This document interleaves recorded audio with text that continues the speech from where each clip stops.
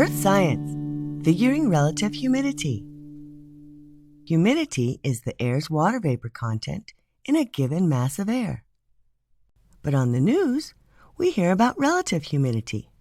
The humidity, the mass of water vapor in the air, compared to the maximum amount that can be in the air at a certain temperature. That is a lot to say, but let's shorten that and say this maximum amount is called capacity. So both capacity and relative humidity depend on temperature.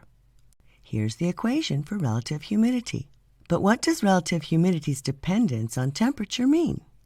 Well, if the water vapor content, the humidity, stays constant in a parcel of air, the relative humidity will change according to the temperature.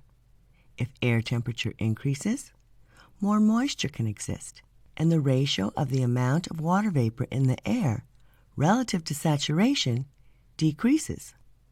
Relative humidity decreases.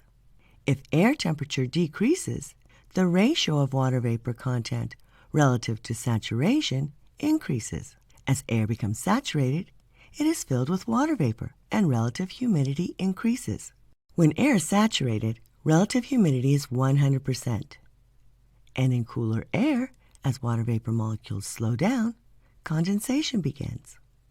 As such, relative humidity is generally highest early in the morning, but not because there's an abundance of water vapor. No, it's because that's when temperatures are lower. That's why we see early morning dew. The air is saturated due to low temperature, and water vapor condenses onto any available surface. Then, as the day warms up, relative humidity decreases, even if the actual amount of water vapor in the air stays the same. Question: what would happen if the morning temperature decreased to 0 degrees Celsius? Onward.